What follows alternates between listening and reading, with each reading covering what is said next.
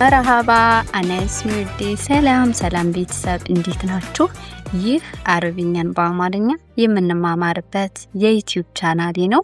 እንግዲህ ዛሬ ደግሞ የአመቱ ወራቶችን በአረብኛ ምን እንደሚባሉ ነው ይዤላችሁ የመጣሁት። በዚህ ውስጥ ግን የተለያዩ ምሳሌዎችን በምንሰራበት ጊዜ የተለያዩ ቃላቶችን ትማራላችሁ ብዬ አስባለሁ። ከእናንተ የሚጠበቀው ቪዲዮን እስከ መጨረሻው መመልከት ብቻ ነው። አሁን ለቤቱ አዲስ የሆናችሁ ላይክ፣ ሼር፣ ሰብስክራይብ በማድረግ ቤተሰብ እንድትሆኑኝ በአክብሮት እየጋበዝኩኝ ሁሌም ከጎኔ ለሆናችሁ ሁሌም ለምታበረታቱኝ ደግሞ ምስጋናዬ ከልብ ነው። አሁን ቀጥታ ወደ ትምህርቱ አልፋለሁ። እንግዲህ ያው በኢትዮጵያ የመጀመሪያው ወር የታወቀ ነው፣ መስከረም ላይ ነው። በውጮች ደግሞ ጥር ላይ ነው የሚጀምረው። እንግሊዘኛው ካወቃችሁት አረብኛው በጣም ይቀላችኋል፣ ምክንያቱም ይመሳሰላል። እንግዲህ እስኪ ከጥር ጀምረን እንመልከተው። የመጀመሪያው ወር ጥር በውጮች ማለት ነው። የመጀመሪያው ወር ጥር፣ በእንግሊዘኛ ጃንዋሪ የምንለው፣ በአረብኛ የናየር። ሁለተኛው ወር የካቲት፣ በእንግሊዘኛ ፌብሩዋሪ የምንለው፣ በአረብኛ ፈብራየር። ሶስተኛው ወር መጋቢት፣ በእንግሊዘኛ ማርች የምንለው፣ በአረብኛ ማርስ። አራተኛው ወር ሚያዝያ፣ በእንግሊዘኛ አፕሪል የምንለው፣ በአረብኛ አብሪል። አምስተኛው ወር ግንቦት፣ በእንግሊዘኛ ሜይ የምንለው፣ በአረብኛ ማዩ። ስድስተኛው ወር ሰኔ፣ በእንግሊዘኛ ጁን የምንለው፣ በአረብኛ ዩኒዩ። ሰባተኛው ወር ሐምሌ፣ በእንግሊዘኛ ጁላይ የምንለው፣ በአረብኛ ዩልዩ። ስምንተኛው ወር ነሐሴ፣ በእንግሊዘኛ ኦገስት የምንለው፣ በአረብኛ ኦገስቶስ። ዘጠነኛው ወር መስከረም፣ በእንግሊዘኛ ሴፕቴምበር የምንለው፣ በአረብኛ ሰፕተምበር። አስረኛው ወር ጥቅምት፣ በእንግሊዘኛ ኦክቶበር የምንለው፣ በአረብኛ ኦክቶበር ነው የሚባለው፣ ምንም ልዩነት የለው። 11ኛው ወር ህዳር፣ በእንግሊዘኛ ኖቬምበር የምንለው፣ በአረብኛ ኖቨምበር። 12ኛውና የመጨረሻው ወር ታህሳስ፣ በእንግሊዘኛ ዲሴምበር የምንለው፣ በአረብኛ ዲሰምበር።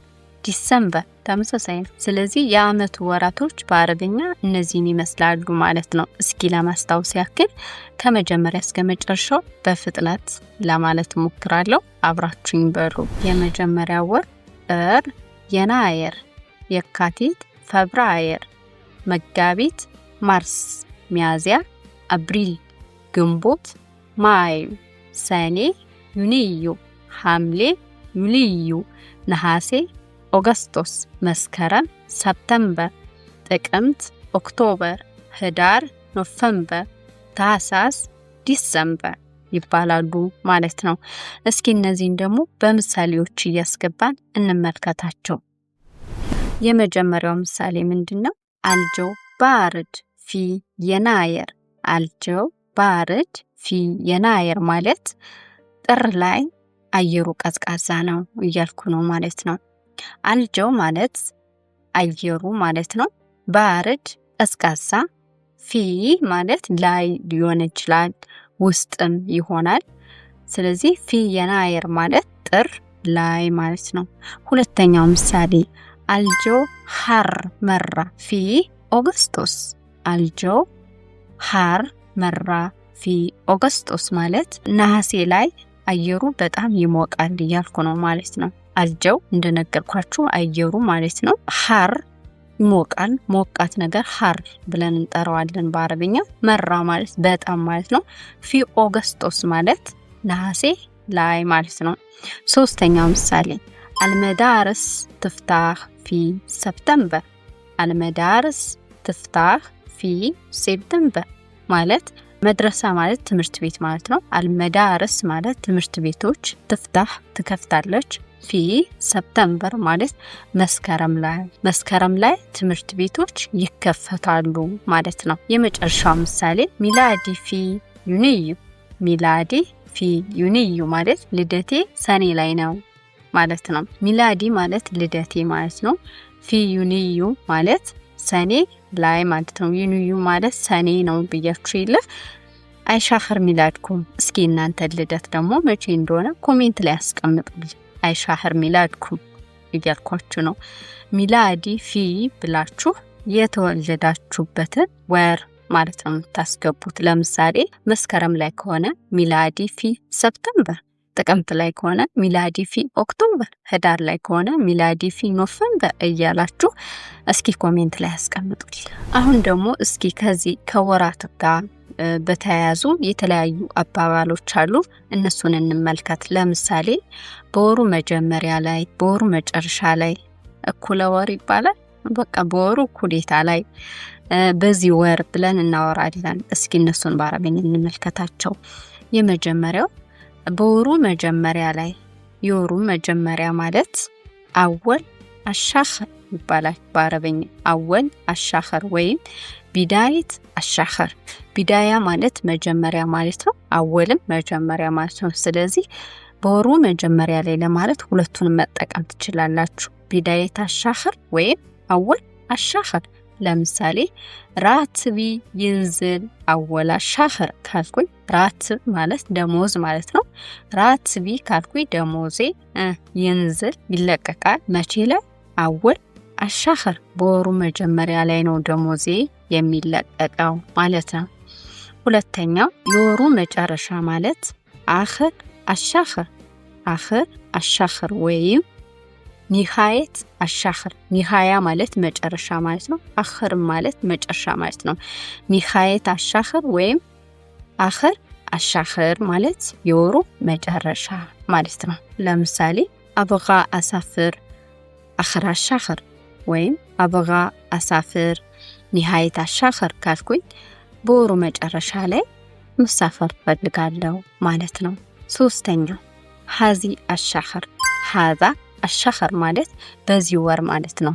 ለምሳሌ አና መሽጉላ ሀዛ አሻኸር ካልኩኝ በዚህ ወር እኔ ቢዚ ነኝ እያልኩ ነው ማለት ነው። አና መሽጉላ ሀዛ አሻኸር። መሽጉላ ለሴት ነው። ቢዚ የሆነች ሴት መሽጉላ ትባላለች። ለወንድ ደግሞ መሽጉል ይባላል። ቢዚ የሆነ ወንድ ማለት ነው። በወሩ ግማሽ ላይ። የወሩ ግማሽ ማለት ደግሞ ኑስ አሻኸር። ኑስ አሻኸር። ኑስ ማለት ግማሽ ማለት ነው። ኑስ አሻኸር። ሌላው እስኪ አሁን ደግሞ በአረበኛ ቀን፣ ሳምንት፣ ወር፣ አመት ምን እንደሚባሉ ልንገራችሁ። ቀን ማለት ዮም ዮም ቀን፣ ቀናት ሲሆን ግን አያም አያም። ሳምንት እስቡዕ እስቡዕ፣ ሳምንታት አሳቢዕ አሳቢዕ። ወር ሻኽር ሻኽር፣ ወራት ሽሁር ሽሁር። አመት ሰና ሰና፣ አመታት ሰነዋት ወይም ሰኒን ሰኒን ይባላል ማለት ነው። እዚህ ጋር ደግሞ አንድ ተጨማሪ ቲፕ ልስጣችሁ። ለምሳሌ 2 ቀን፣ 2 ሳምንት፣ 2 ወር፣ 2 አመት ለማለት ደግሞ 2 ቀን ለማለት ዮሜን ዮሜን፣ 2 ወር ሻሃሬን ሻሃሬን ይባላል።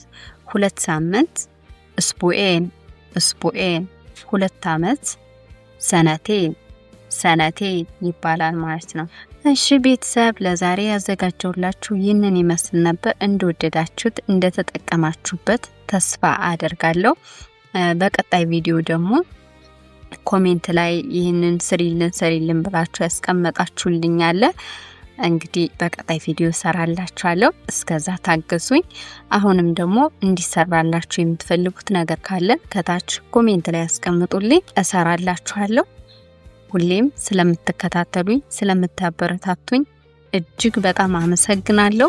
በቀጣይ ቪዲዮ እስከምንገናኝ ቻለን ሰንብት። ወማ ሰላም